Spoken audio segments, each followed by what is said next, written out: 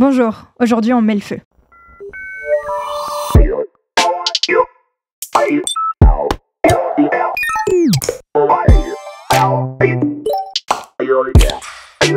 Internet Exploreuse.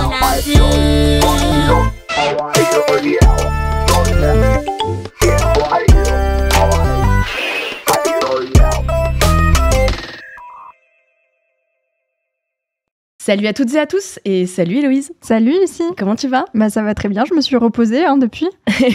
Mais depuis quoi, Héloïse ? On va en parler. Bienvenue avant tout, c'est le 5e épisode d'Internet Exploreuse, votre mensuel des cultures numériques. Et vous devez le remarquer, vu notre plateau beaucoup plus petit que d'habitude. On n'est que 2 ce mois-ci, parce que ce mois-ci, on vous propose un numéro spécial, une sorte de hors-série. Alors, vous devez le savoir, ou peut-être pas d'ailleurs. Nous avons participé, il y a 2 semaines, au moment où on enregistre cet épisode, à un événement qui s'appelait Furax. C'était un stream caritatif pour lever des fonds contre le cyberharcèlement et plus généralement contre les violences sexistes.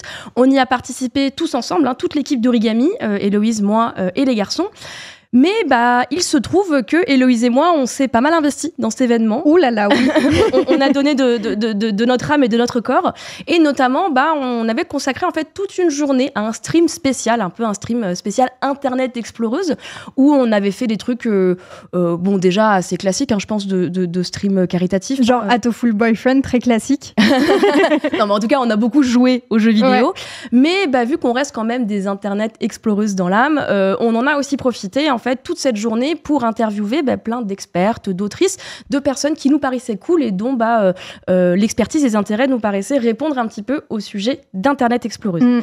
Je dirais que ça a été un peu l'occasion pour nous d'inviter plein de personnes avec qui on souhaitait discuter, en fait, juste, et de pouvoir faire 13 heures de stream de suite. Je crois que c'était 13 heures. Ouais, on a fait 12h30, je crois, 12h30. mais bon, je chipote un petit peu. Pour mon corps, c'était comme si c'était 24 heures. J'en pouvais plus. Et on n'en pouvait plus, et ça s'est vu à l'écran, je crois. Mais où on a pu en fait discuter soit avec des personnes qui étaient impliquées dans Furax, soit avec des personnes qui étaient impliquées avec le sujet et qui étaient hyper pertinentes et intéressantes dessus. Tout à fait. Et du coup, voilà, c'est un travail qu'on a fait. C'est une journée de stream dont on était assez fiers. On était contents du travail produit et on était très fiers d'avoir parlé avec ces personnes qu'on considère comme très cool.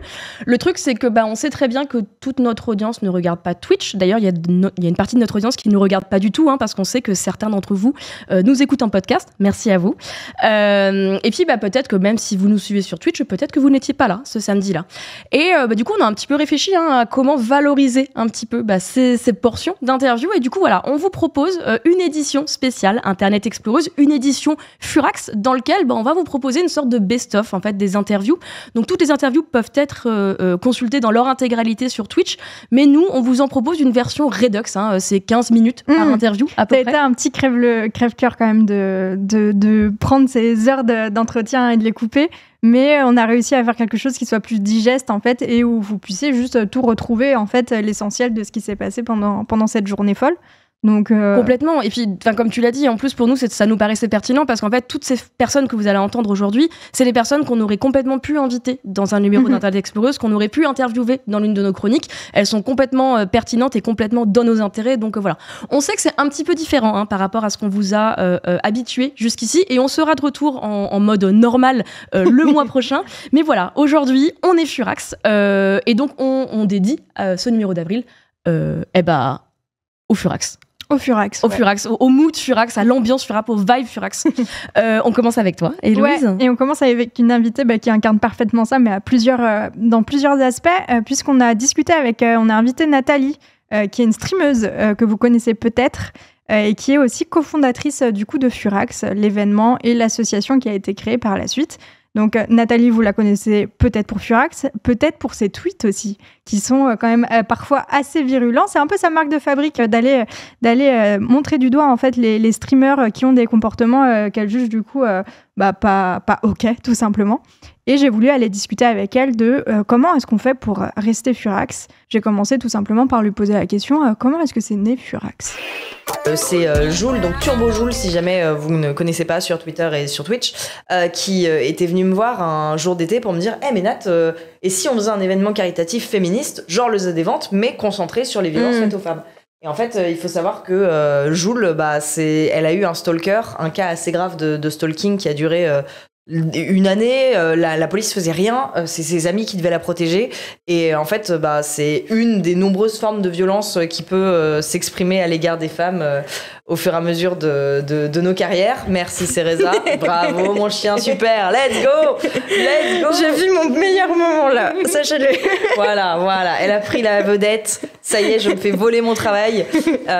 Et du coup, on a quand Joule du coup est venue me voir avec cette idée, en fait, c'est parce qu'elle était vraiment concernée. Et moi aussi, parce que le nombre de personnes que j'ai accompagnées au commissariat, le nombre de fois où j'ai porté plainte, le nombre de fois où j'ai été victime de cyberharcèlement, etc. On s'est dit, en fait, ça nous a paru être une évidence. Moi, j'avais même eu le seum de pas avoir eu cette idée, en fait. Et en fait, oui, on s'est dit, complètement, allons-y. On a parlé de cette idée. Il y a des gens qui nous ont rejoints au fur et à mesure en mode, ouais, franchement, cool et tout. Et en fait, au final, ça s'est bien passé. Et c'est, ouais, voilà, la genèse, c'est vraiment, en fait, on s'est dit pourquoi pas transformer un traumatisme en force, en mode viens, on utilise ça, on le transforme en énergie et on crée un projet cool à côté, quoi. Surtout qu'il y avait plein de streams caritatifs qui se lançaient depuis ces dernières années et qui étaient faits pas forcément dans des conditions que tu trouvais ok, en fait, tout simplement. Ouais, alors moi vraiment je sais que j'ai la réputation d'être la plus grosse casse-couille du Twitch game, très clairement, parce que effectivement, je suis toujours la première à ouvrir ma gueule pour dire ouais, dans tel événement vous avez fait ça, ouais, là vous avez pas assuré, etc. La raison pour laquelle je fais ça, c'est vraiment sincèrement parce que personne d'autre le fait. Enfin, j'aimerais bien ne pas être la seule, et en vrai, je ne suis plus la seule. Il y a d'autres personnes qui commencent à le faire et c'est trop cool. Et vraiment, je pense qu'il faut qu'on continue à le faire parce que tu vois, si y a bien un truc que Au Jeu Streamer là nous a montré, c'est que quand les gens s'énervent et parlent, il y a un moment où on finit par les écouter, parce que Thibaut InShape a été dégagé de la prod finalement, et ça, il y a 5 ans, ça se serait jamais produit. Il y a 5 ans, les gens auraient gueulé, ils auraient fait oui, mais bon, et puis l'événement se serait produit quand même. Donc il y a une forme d'évolution qui est en train d'arriver, et moi c'est vraiment ça que je pense qu'il est important de mettre en avant, c'est qu'effectivement on a le droit d'être vocaux en fait sur les choses qui vont pas, et surtout les choses qui sont faites pour de mauvaises intentions, et surtout les choses qui sont faites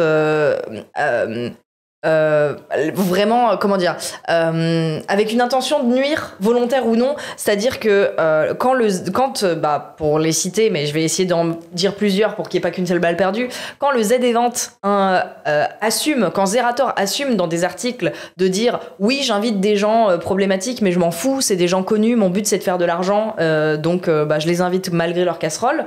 C'est terrible, en fait, pour le paysage du streaming. Le fait que Sardoche ait été invité pendant des années avec tout le monde qui savait très bien, mais qui était en mode, on n'a pas le choix, il fait de l'argent, c'est terrible. Ouais. Et en fait, là, j'ai parlé du Z-Event, mais encore une fois, je veux pas que ce soit les seuls à prendre une balle. Il y avait un événement qui s'appelait le TVG. Oh, tout va bien. Pardon, elle a entendu un bruit dehors. Elle a entendu un bruit dehors et c'est une chienne de garde. Elle veut te protéger. Elle a dit ne parle pas de cet événement. Ouais, clairement, elle a fait oh non, pas celui-là.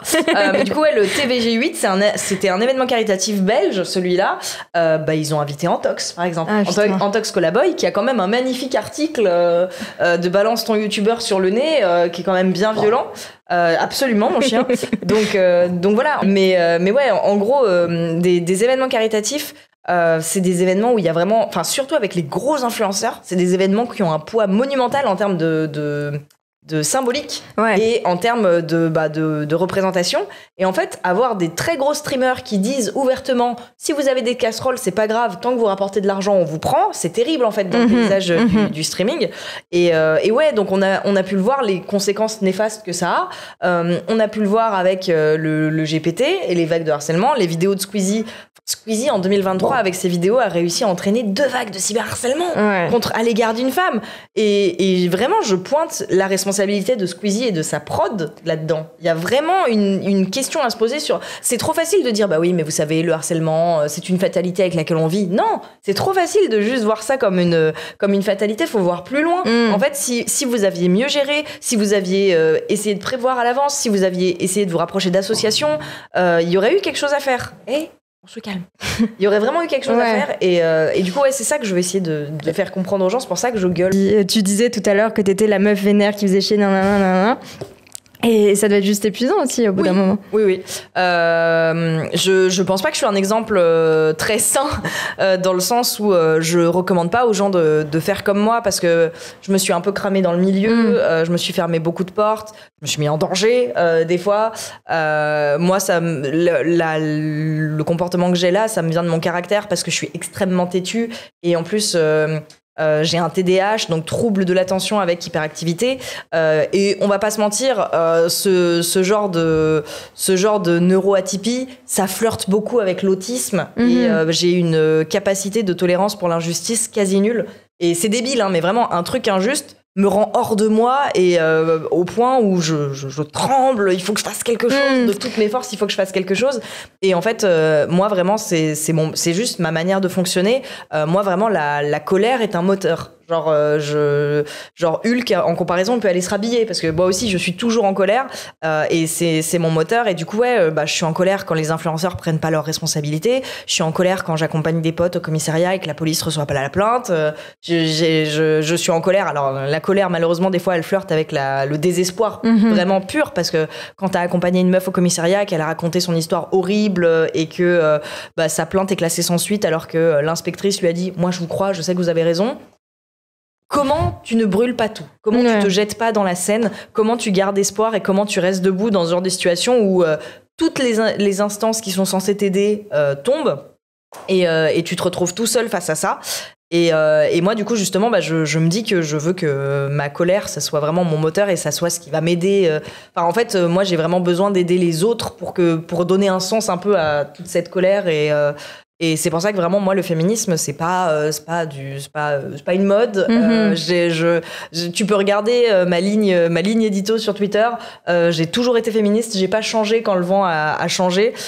C'est un truc que je disais quand Samuel Etienne disait non mais Nathalie elle fait ça pour le buzz, elle est là pour l'argent. Par contre, une star, hein, Nathalie, citée par Samuel Etienne. Attention, présentateur des Pégases. Attention. Mais tu vois, quand Samuel Etienne m'a envoyé une bonne petite vague de cyberharcèlement en disant que j'étais une grosse harceleuse qui faisait juste ça pour le buzz, en fait, je lui ai répondu, moi, je suis très honnête, en fait, parce que si tu regardes ma ligne de conduite depuis des années, j'ai jamais changé. Mon seul intérêt, c'est la protection des femmes, c'est l'évolution des droits des femmes, c'est qu'on reconnaisse les violences internalisées qu'on inflige aux femmes tout le temps, partout. Et vraiment, je sais que des fois je suis insupportable, je sais que des fois je vais trop loin, je sais que je suis trop extrême, mais en fait je pense qu'il y a plein de façons de militer et je pense qu'on a besoin de féministes extrémistes, tout comme on a besoin de féministes raisonnées qui vont prendre le temps de parler avec des gens avec des mots doux, de leur dire ce qu'ils veulent entendre, et je pense qu'on a aussi besoin de féministes extrêmement vénères qui vont les insulter, qui vont les faire trembler, qui vont leur faire peur. Moi je sais sincèrement, et ça m'amuse, ça me rend un peu fière et en même temps ça me déprime, il y a des streamers, des fois ils font les bonnes choses, non pas parce qu'ils en ont envie, parce qu'ils savent que c'est la bonne chose à faire, mais parce qu'ils se disent, si je le fais pas, des meufs comme Nathalie vont me casser les couilles sur Twitter. Et tu sais quoi, c'est pas fait pour les bonnes raisons, mais au moins c'est fait. Et au point où on en est, je prends.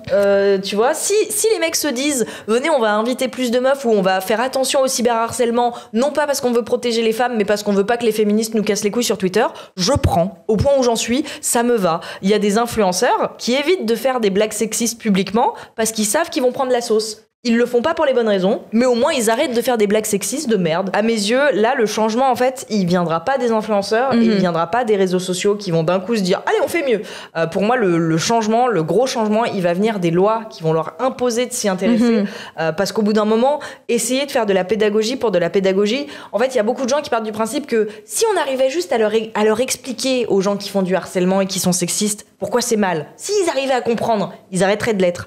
Moi, je pense pas. Je pense qu'il y a une limite à ce qu'on peut apprendre aux gens. Je pense qu'il y a un moment où l'apprentissage, il faut qu'il y ait une volonté. Si t'as pas envie d'apprendre, si t'as pas envie d'évoluer, et si t'as pas envie de respecter les femmes parce que tu estimes sincèrement que les femmes ne méritent pas le respect, il y a une limite fondamentale à ce que tu vas pouvoir enseigner à cette personne. Et à ce moment-là, Quand on a atteint cette limite-là, ces gens-là, à mes yeux, il faut les mettre de côté et il faut les faire changer, non pas parce qu'ils auraient conscience que c'est la meilleure chose à faire, mais parce que sinon, ils vont prendre un taquet par la loi et par la justice, en fait. Donc pour moi, le changement, effectivement, il faut qu'il soit politique. Faut qu'il y ait une meilleure formation de tout ce qui est judiciaire là-dessus.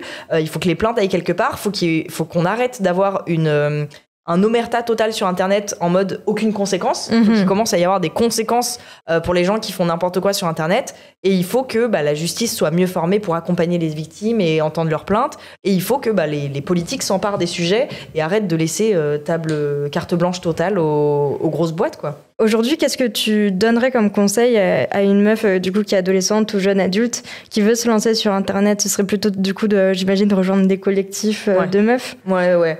Alors déjà un truc très important, je pense que je sais pas si les gens seraient d'accord avec moi, mais en tout cas TikTok c'est autre chose. Mais pour ce qui est de YouTube et Twitch, honnêtement, j'aurais tendance à dire, j'ai sincèrement l'impression que le milieu est un peu saturé. Pas dans le sens où on n'a pas besoin de nouvelles personnes, mais dans le sens si vous voulez une chance de percer sur Twitch ou YouTube, ça va pas dépendre de vous. Ça va être de la chance, du hasard, ça va être le bon endroit au bon moment, ça va être les contacts, ça va être se faire repérer, ça va être plein de trucs que vous pouvez pas contrôler en fait. Parce qu'avec le Covid, il y a tellement de gens qui se sont lancés sur Twitch et YouTube que je pense sincèrement que arriver à carriériser ça aujourd'hui, c'est extrêmement difficile. Mais en fait, il y a d'autres trucs qui commencent à sortir. Genre vraiment, TikTok, ça fait des carrières de ouf également. Moi, c'est un outil que j'ai jamais apprivoisé, par exemple, et je le regrette de ouf, tu vois. Donc, je pense qu'il y a d'autres moyens d'y arriver. Mais en tout cas, voilà, aujourd'hui, moi, je leur dirais déjà de pas se dire je vais juste devenir streameuse, youtubeuse. Vraiment, il faut avoir un truc à côté et il faut vraiment pas se désespérer si ça marche pas. Il faut se souvenir que la majorité des streamers sont des streamers à 1 viewer sur Twitch. Et vraiment, arriver à en vivre, c'est une chance. Et pour les femmes qui voudraient se lancer en étant vidéaste, je leur conseillerais de ouf. En fait, c'est un truc que j'ai dit pareil dans un autre article, mais que je pense est important. Je pense que quelque chose qu'on a la chance d'avoir maintenant, qu'on n'avait pas avant, c'est la sororité qui a vraiment progressé, je trouve. Avant, vraiment, en fait, justement, comme tu avais très peu de femmes mises en avant dans les milieux un peu jeux vidéo, les rares qu'il y avait, elles étaient mises en concurrence. On a besoin que d'une seule femme sur les plateaux, c'est tout. Ouais, mais c'est comme dans les vidéos YouTube, tu sais, où c'est tout le temps à peu près les mêmes qui sont invitées, etc. C'est ça. En fait, voilà, on avait un peu cette concurrence en mode, on a besoin d'inviter qu'une seule meuf. Donc les meufs, elles vont un peu se battre entre elles en mode, moi, je suis mieux que l'autre meuf pour être sûre d'être invitée, tu vois, pour sécuriser leur place. C'est toujours encore... Enfin, je sais pas si c'est toujours le cas du côté du YouTube game, là, actuellement, ou du Twitch game actuellement, mais en tout cas j'ai l'impression que du côté des moyennes et des modestes influenceuses, on est beaucoup plus solidaires et vraiment la sororité elle a fait un bout de chemin, je trouve, et c'est pour ça je pense que se rapprocher d'autres femmes, de personnes avec lesquelles on partage les idées pour pas se lancer toute seule, justement pour avoir des oreilles attentives, pouvoir s'échanger des conseils, tout ça, je pense que ce serait ultra important. Même des conseils techniques et tout, en fait on se rend pas compte à quel point quand tu te lances toute seule dans ton coin ça peut être compliqué. Des conseils techniques, des conseils de sécurité, il y a Streamer qui fait ça très bien, de ouf. Afro-gameuse aussi qui le fait très bien, donc peut-être bientôt Furax, on ne sait pas.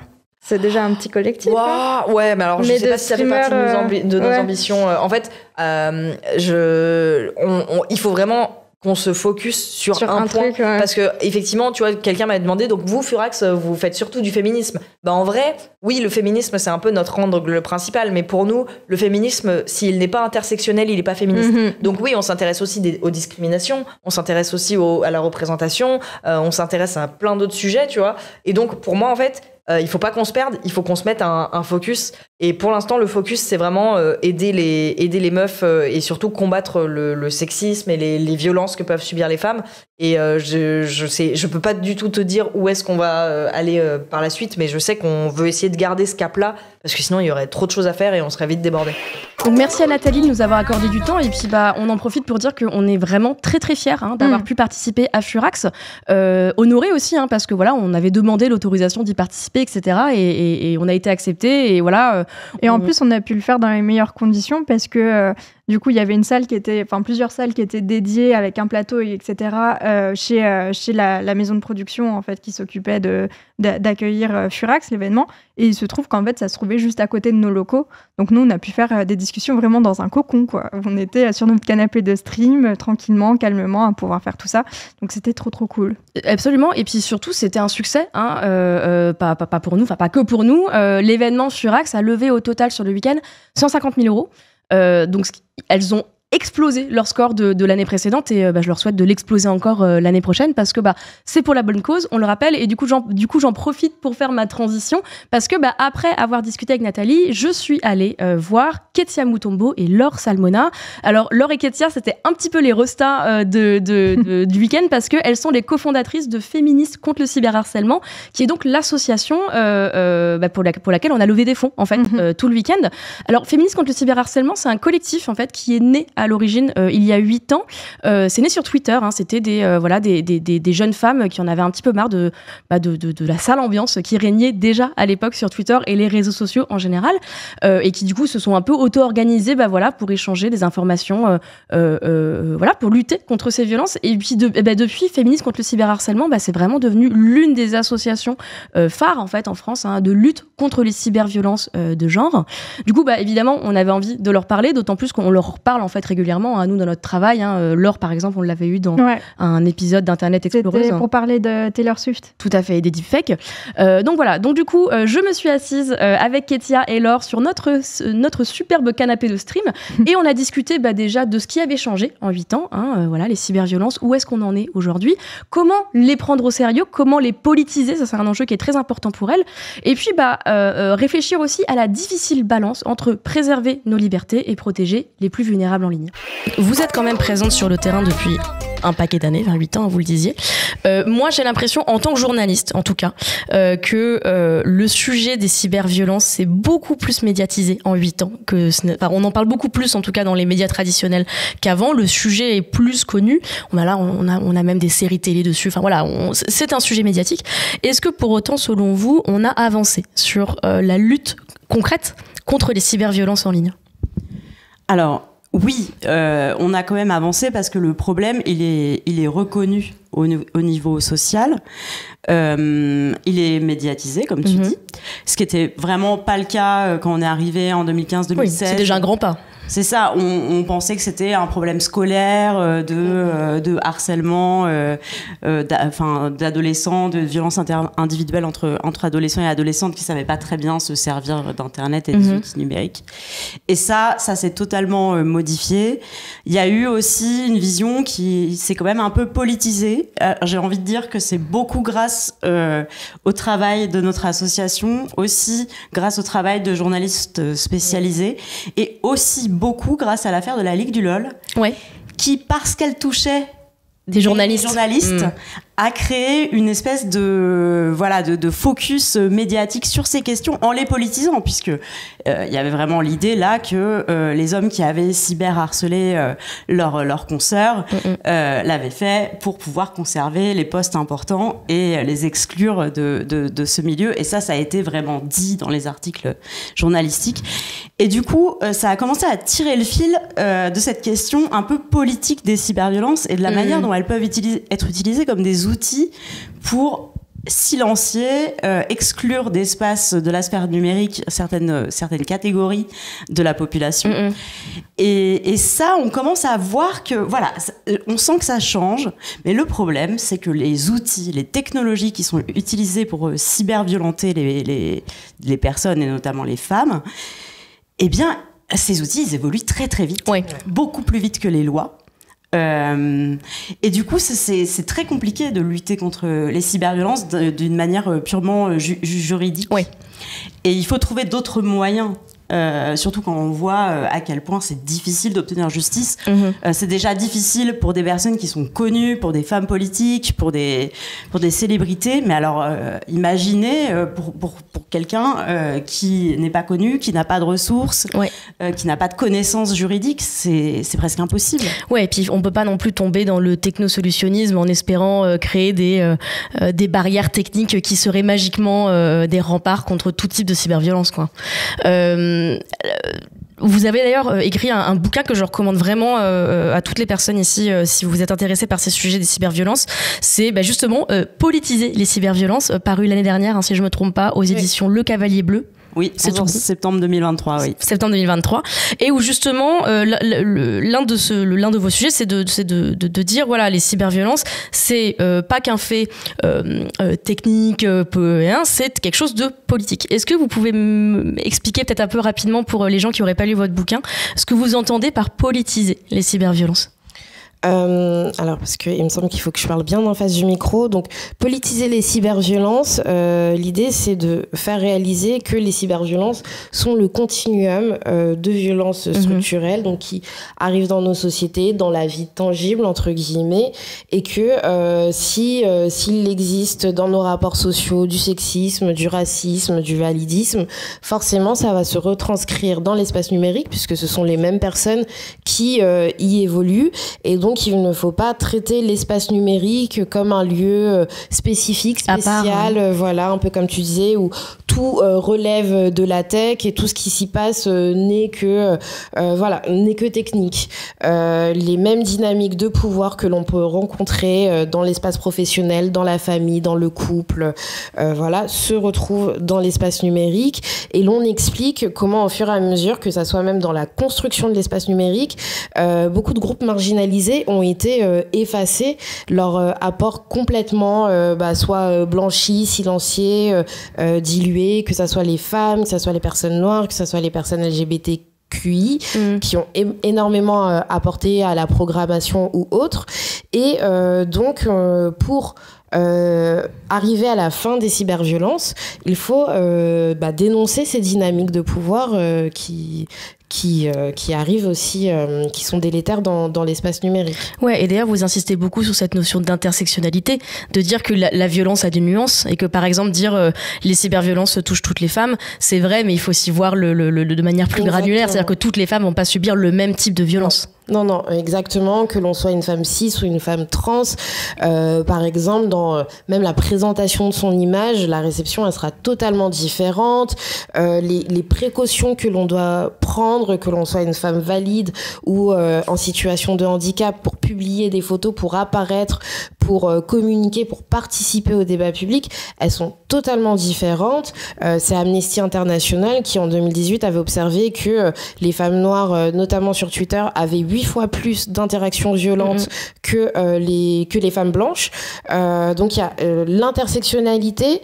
En fait, dans un pays comme la France, où l'universalisme est prôné comme la seule façon de penser, de voir le monde, de voir le monde, de penser les rapports sociaux, l'intersectionnalité permet d'avoir beaucoup plus de finesse dans les luttes sociales, et surtout de faire en sorte de n'écarter aucun récit, de prendre en compte toutes les violences, parce que ce que l'on réalise pas, et ce que beaucoup de personnes qui n'ont pas, par exemple Kimberlé Crenshaw qui a théorisé l'intersectionnalité, c'est que dans un groupe social, il y a des personnes qui sont plus vulnérables que d'autres, malheureusement, et en fait les violences que l'on laisse arriver à ces groupes plus vulnérables finissent toujours par se généraliser.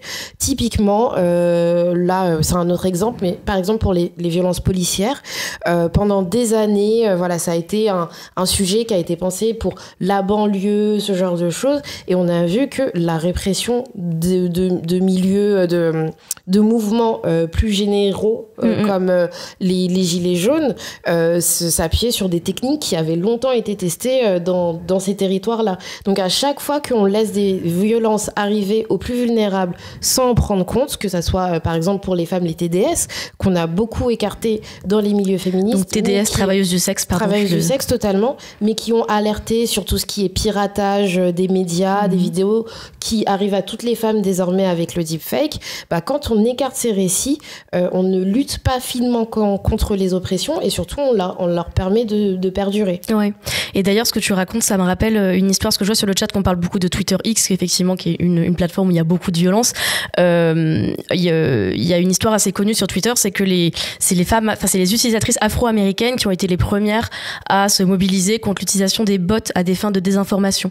Parce que en 2015, il y a eu une grosse opération de bots qui visait spécifiquement les femmes afro-américaines, les femmes noires sur Twitter, et qu'à l'époque, elles avaient fait à leur échelle beaucoup de bruit dessus et qu'on les avait assez peu écoutées, alors qu'en fait tout ce qu'elles ont raconté, c'est ce qu'on raconte maintenant aujourd'hui sur tous les bots d'extrême droite qui sont en ligne, et ça a commencé par toucher la désinformation. Et c'est vrai que les femmes afro-américaines se sont très vite saisies de Twitter, se sont très vite saisies des hashtags, notamment pour créer des lieux de discussion. On était vraiment pionnières dans l'occupation féministe complètement de l'espace numérique. Et c'est un rôle qu'on efface souvent quand on parle de l'histoire des mouvements en ligne, alors qu'il est fondamental, quoi. Par exemple, le MeToo, dont on va donner la maternité à Alyssa Milano, alors que c'est l'œuvre de Tarana Burke, une travailleuse sociale afro-américaine, qui utilisait l'outil depuis 10 ans, quoi. Complètement.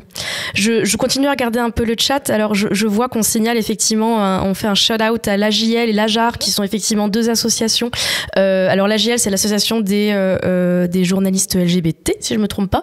Et l'AJAR, c'est l'association des journalistes racisés, qui s'est créée l'année dernière, qui font effectivement un super taf sur les représentations médiatiques des personnes, des journalistes marginalisés, mais pas que, c'est aussi interroger les représentations médiatiques de toutes ces personnes. Donc effectivement, ils et elles font du super taf.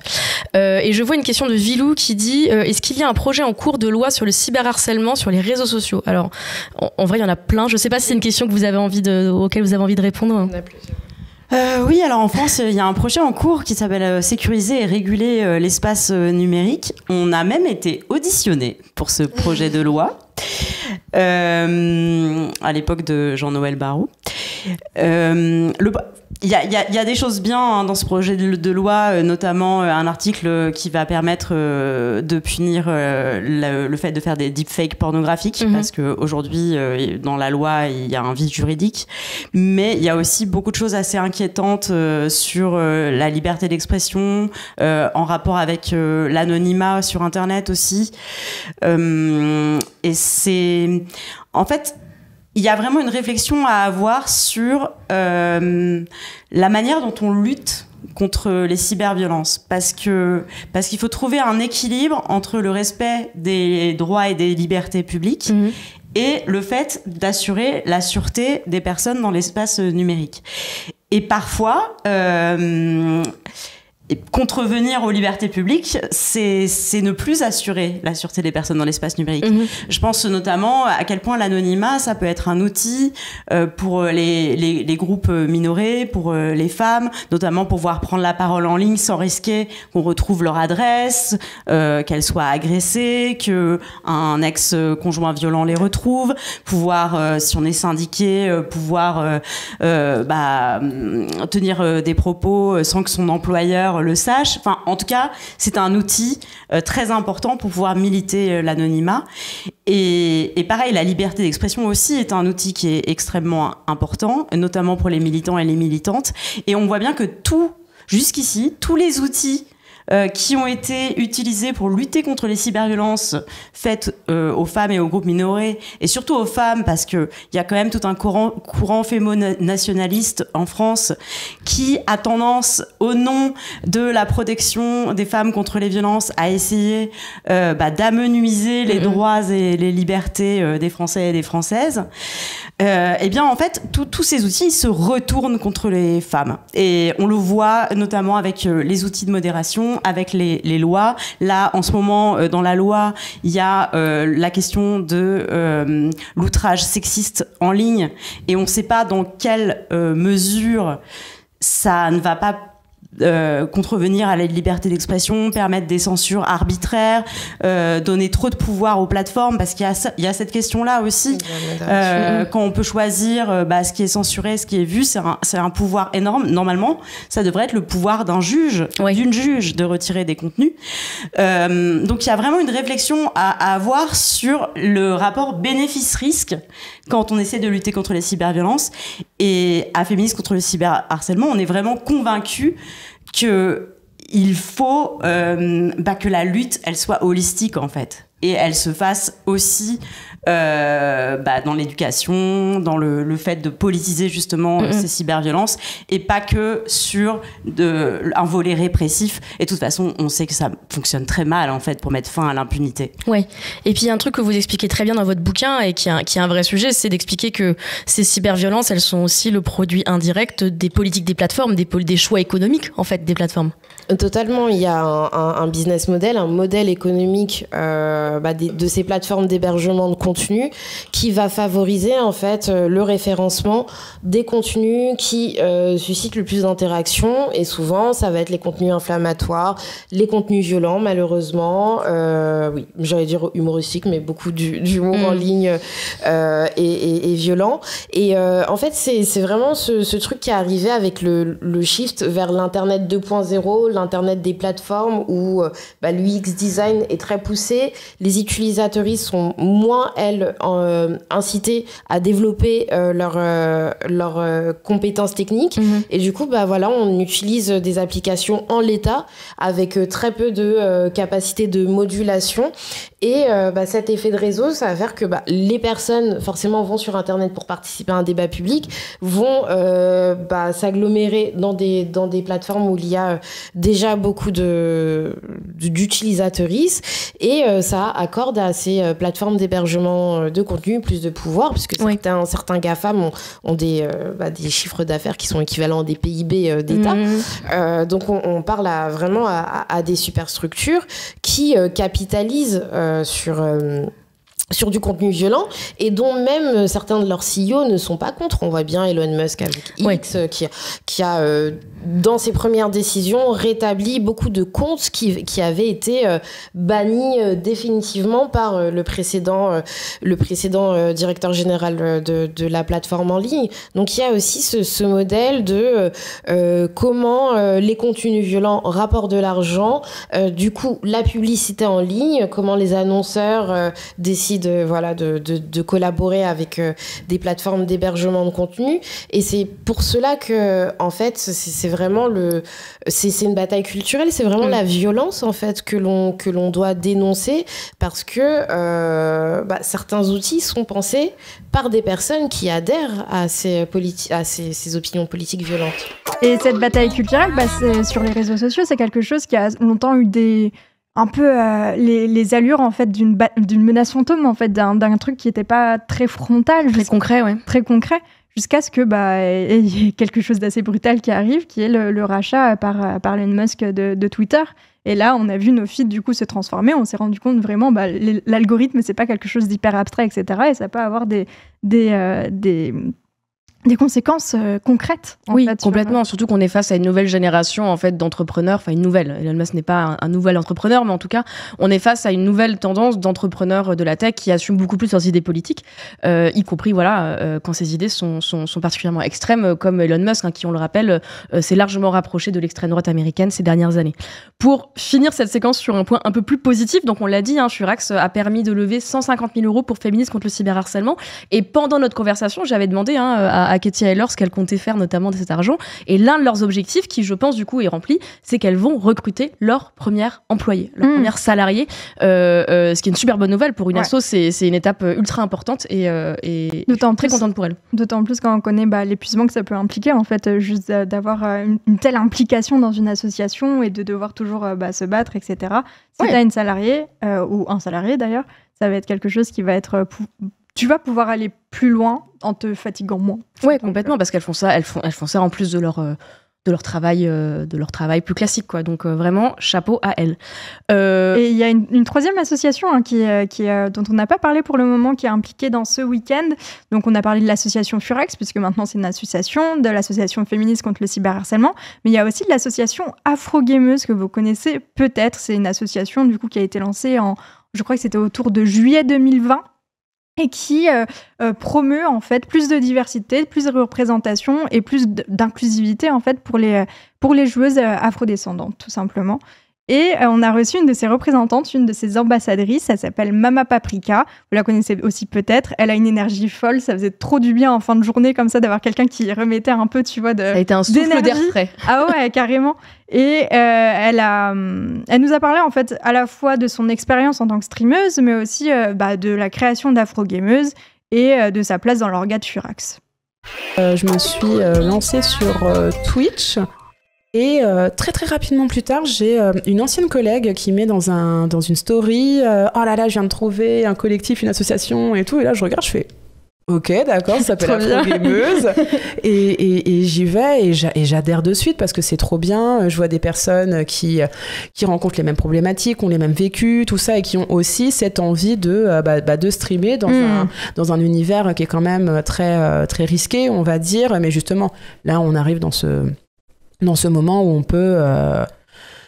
y aller un peu plus sereinement, ou en tout cas on a le bon bagage en tout cas. Bah ouais, il y a toute une sororité qui s'est organisée autour de ça. Ouais. J'avais interviewé Jennifer il y a longtemps, du coup à plus ou moins à la création en septembre je crois, et ce qu'elle me disait elle, c'est qu'elle avait grave eu envie de streamer en fait quand elle avait 17 ans, et puis elle avait vu qu'il y avait aucune meuf noire qui était sur Twitch Game, et que du coup c'était assez il y avait une sorte d'obstacle en fait à se dire est-ce que c'est ma place, est-ce que c'est pas ma place, est-ce que je vais subir d'autant plus de harcèlement, etc.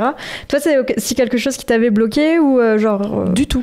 Mais alors pas du tout. En fait, au départ, c'était pas le même moment aussi peut-être que du coup. C'était pas le même moment effectivement. Et puis en fait, moi c'est pas moi. Enfin, c'est marrant de dire ça, mais au départ c'était pas moi qui me suis dit tiens, et si je me mettais à streamer, et si je me mettais à créer du contenu, c'est mon entourage qui m'a dit mais vas-y, il faut trop que tu fasses ça, tout ça. Donc on m'avait parlé de YouTube.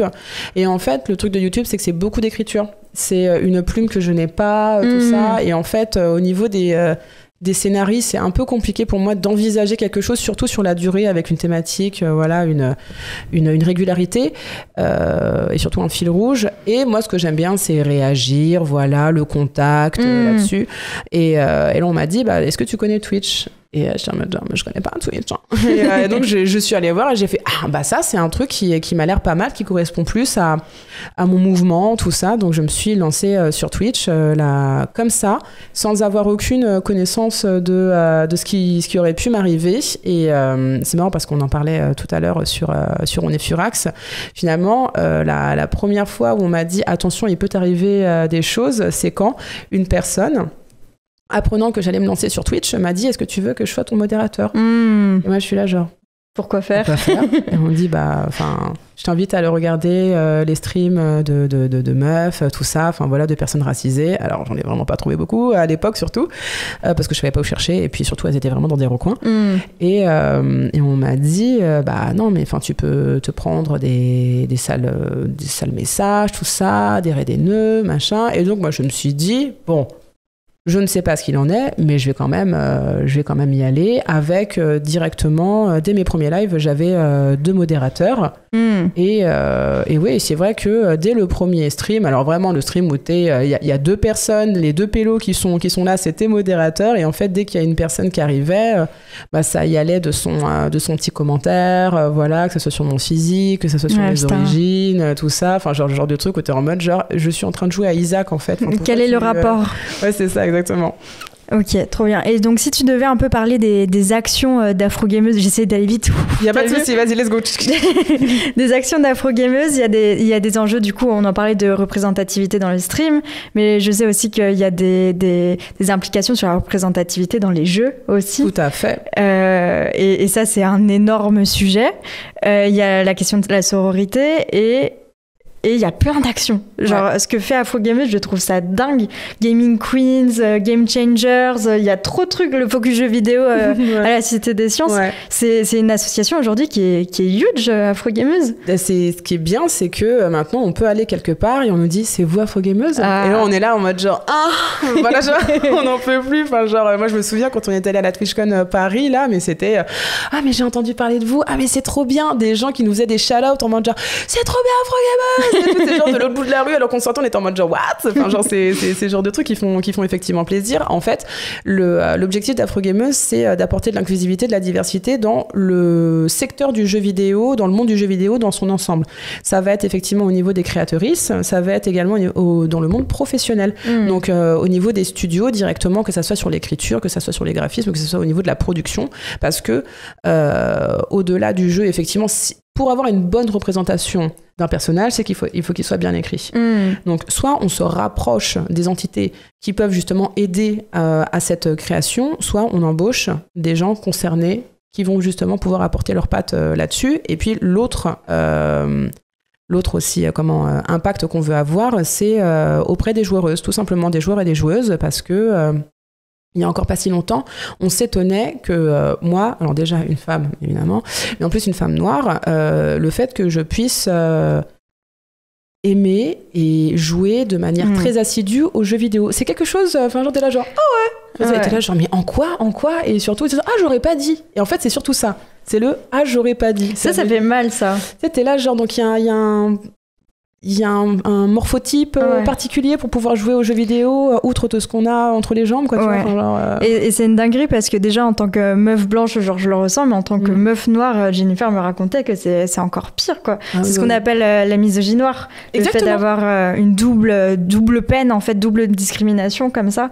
Donc, c'est pour ça que des initiatives comme Afro Gameuse, mais c'est beaucoup trop cool. Ouais, et puis vraiment, on est entendu, on fait appel à nous, tout ça. Et ce qui est bien, c'est qu'on commence à être interrogé autrement que sur justement les questions de racisme ou de femmes dans le jeu vidéo. On commence en fait à être normalisé, où on nous dit juste si tu pouvais me parler de ce jeu vidéo et tout ça, juste ça, et ça fait trop du bien, quoi. Ouais, je connais ça. Quand on m'invite en mode, je vois le panel, tu sais, d'invités, je suis en mode ok, donc je serai la caution meuf. C'est ça, d'accord, c'est ça. Je vois le genre. C'est ça, même si on sait que ça fait quand même un peu avancer les choses, parce que c'est la représentativité finalement, c'est une question que j'avais soulevée il y a pas très longtemps, en fait, justement sur l'aspect token. En fait, le token, il peut avoir... Alors, attention, je vais peser mes mots.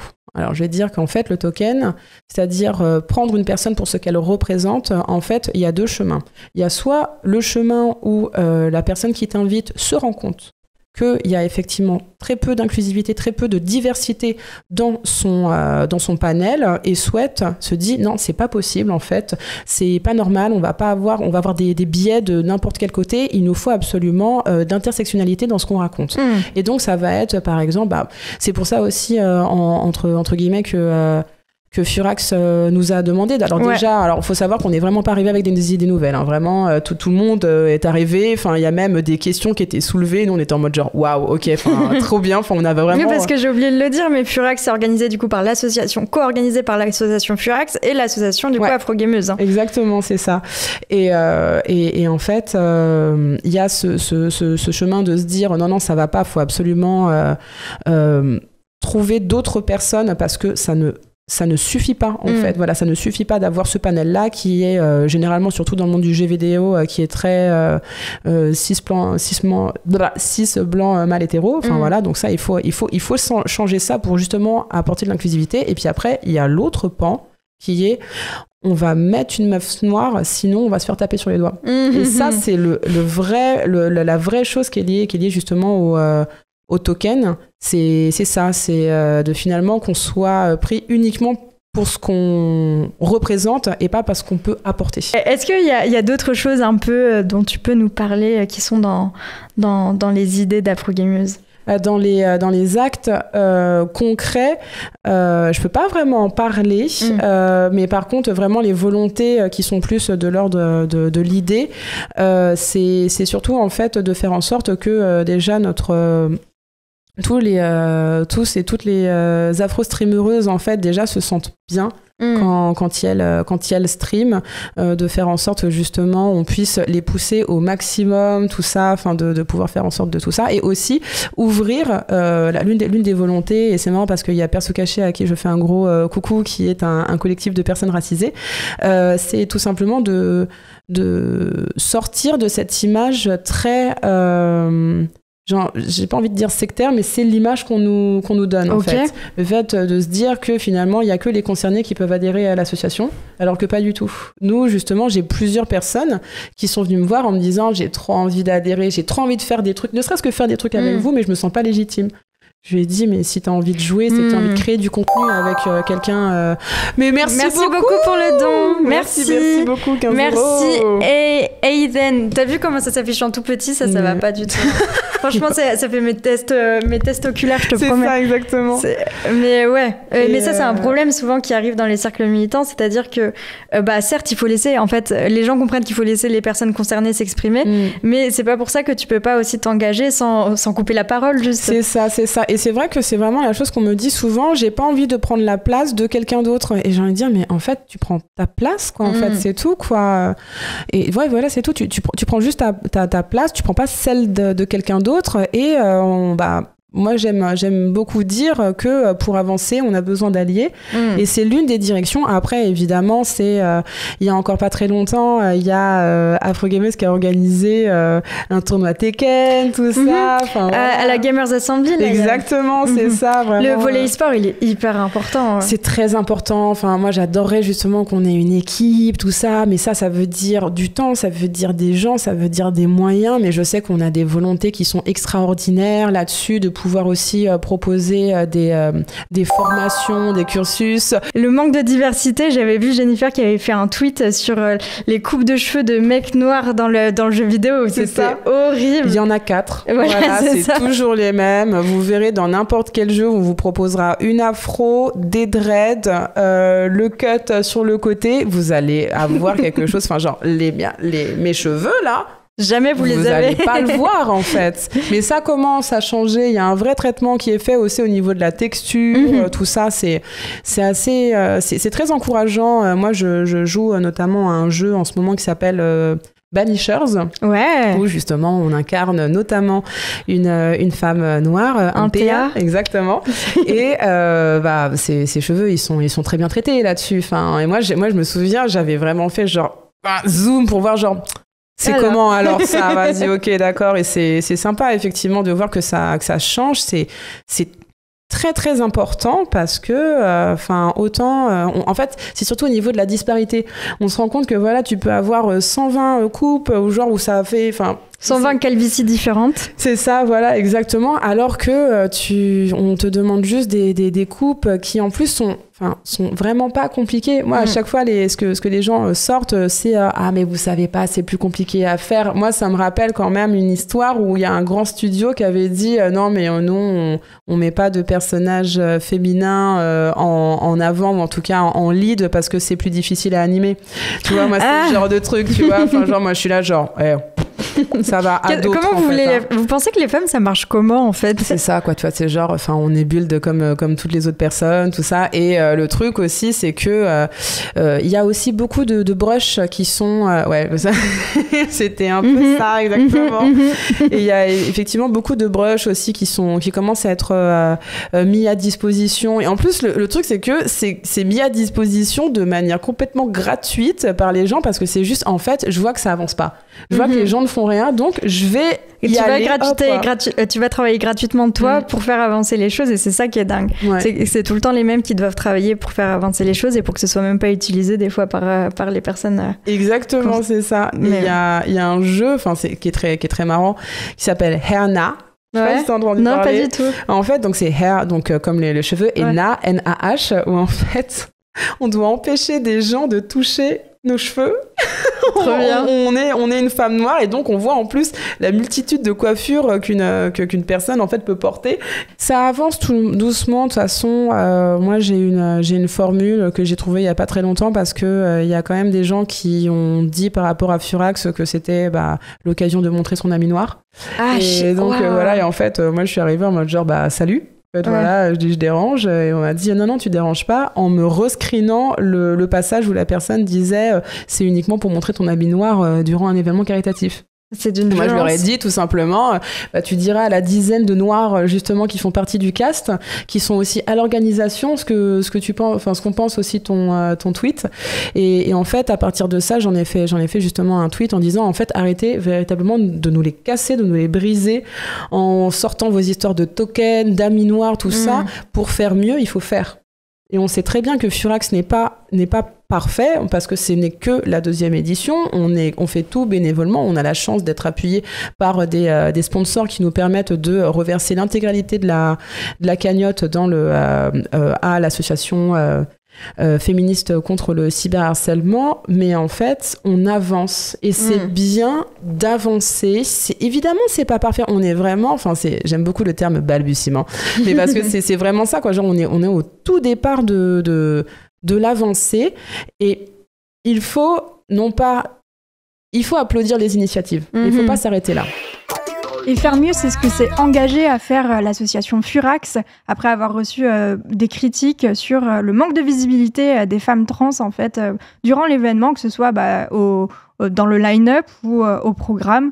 Donc on espère pouvoir pouvoir voir plus de meufs trans dans la prochaine édition. Ouais, complètement. Et c'est un sujet dont on a parlé justement avec Etia Mutombo et Laure Salmona lors de mon interview de Féminisme contre le cyberharcèlement. Quand on parle de cyberviolence, il faut toujours l'aborder avec un œil intersectionnel. C'est-à-dire que, dire que les cyberviolences touchent les femmes, c'est vrai, mais toutes les femmes ne vont pas subir les mêmes violences. Selon les catégories auxquelles vous vous appartenez, vous n'allez pas subir le même type de violence et les femmes cis ne sont pas attaquées de la même manière que les femmes trans. Et notamment, ces derniers mois, on en a parlé justement avec Daisy Le Tourneur lors de notre dernier épisode.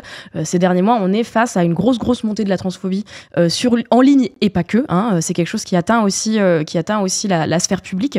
Donc nous, c'est un sujet en tout cas qui nous importe beaucoup à Internet Explorer. Et c'est un sujet qui importe aussi à l'organisation de Furax et je suis sûre qu'on en reparlera lors de la prochaine édition. Donc là, on vient de faire un petit peu ce tour donc, de toutes les organisations avec qui on a parlé. Là, on entre un peu, je dirais, dans la zone de kiff, la zone des petits kiffs. Parce que c'est vrai que on voulait vraiment parler aux assos, mais on avait aussi envie de profiter de cette journée pour faire venir des personnes qu'on trouve cool, notamment en fait Hello et moi on lit pas mal, on est des grosses lectrices, on lit des essais, on lit des bouquins, on lit des romans en lien avec nos sujets et on s'est dit ça serait vraiment chouette si on pouvait faire venir des autrices de bouquins qu'on a aimés ces derniers mois en rapport justement avec ces sujets. Et toi du coup Héloïse, tu t'es entretenue avec Pauline Ferrari qui est journaliste indépendante et qui est l'une des spécialistes françaises je pense des masculinismes en ligne. Ouais, elle s'est fait une spécialité du sujet des masculinismes en ligne, donc c'était intéressant pour nous en fait de l'avoir sur notre canapé pour pouvoir discuter de tout ça et vous présenter notamment son travail d'enquête sur un bouquin qui s'appelle Formé à la haine des femmes, qui parle justement qui part d'une définition du masculinisme et qui tire ça jusqu'à très loin en fait. C'est un travail qui est hyper fourni et je vous en avais d'ailleurs fait la recommandation dans une des hebdos. Donc voilà, donc avec Pauline, on a discuté juste de la définition des masculinismes, pourquoi est-ce qu'on parle au pluriel des masculinismes, et aussi de ce que c'est en tant que journaliste d'enquêter sur ces sujets, et surtout en tant que femme d'enquêter sur des sujets où la femme est juste dépréciée. Et j'ai commencé tout simplement par lui demander la définition du masculinisme. Je vais te donner une définition très sociologique et après je ferai ma définition perso, mais alors selon l'historienne du féminisme Christine Barr et les sociologues Mélissa Blé et Francis Dupuy-Derry, allez, ça sort des références. Le masculinisme, c'est une branche de la pensée antiféministe. C'est-à-dire que la pensée antiféministe, c'est toute la pensée qui va en opposition au féminisme, et donc le masculinisme en serait une branche, simplement. Moi, je vais un peu plus loin en disant que le masculinisme, c'est donc une pensée, mais c'est aussi une organisation politique, c'est un mouvement structuré avec des acteurs qui a pour but de mettre en place une domination des hommes sur les femmes, parce que au-delà de détester le féminisme, ils ont envie que le féminisme disparaisse. Et donc, ça amène à une régression des droits des femmes, des minorités de genre, des personnes LGBTQIA+, et plus largement de toutes les personnes qui ne ressemblent pas à ces hommes-là, à ces masculinistes-là. Et tu parles de masculinisme avec un S et assez rapidement dans le bouquin t'expliques pourquoi en fait il y a autant de disparités entre les masculinismes. Est-ce que tu peux expliquer un peu genre si je crois que t'en cites 3 ou 4 du coup. Et je crois qu'il y en a 5 si je dis pas de bêtises. Ouais, j'étais à un près. Ouais, mais c'est en gros on parle beaucoup en tout cas dans la sphère anglo-saxonne de manosphère, donc de ces sphères en ligne, de cette sphère qui regroupe justement toutes ces sous-communautés masculinistes, et on va dire qu'il y a un peu du masculinisme pour chacun en fonction de son âge, en fonction de ses intérêts. Si on va du plus jeune au plus vieux, on a parmi les plus jeunes, on retrouve beaucoup les incels qui sont les plus médiatisés aussi, donc qui sont les involuntary celibate, donc les célibataires involontaires, qui sont souvent des jeunes hommes vierges ou qui n'ont pas accès à des relations affectives et sexuelles et qui blâment les femmes pour le fait de ne pas avoir accès à la sexualité. On retrouve également toute la mouvance plus large, on va dire, de la Red Pill, donc qui est très inspirée, totalement inspirée du film Matrix des sœurs Wachowski dans les années 90. Donc le fait de prendre la pilule rouge pour genre voir la vérité sur le fait qu'on vivrait dans un complot mondial où les femmes et les féministes auraient infiltré toutes les sphères dirigeantes de notre société, donc la politique, la justice et les médias notamment. Donc ça en fait 2. Il y a les coachs en séduction aussi, et donc toute la sphère de la drague et de la séduction.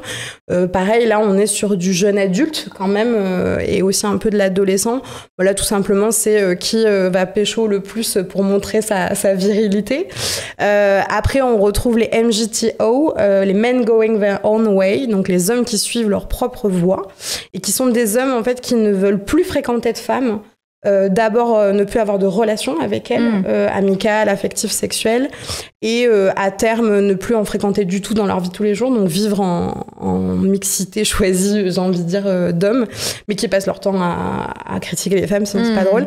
Et les derniers, donc c'est souvent les plus vieux, c'est les men's rights activists, donc les activistes des droits des hommes, dans lesquels on retrouve beaucoup en fait les activistes des droits des pères.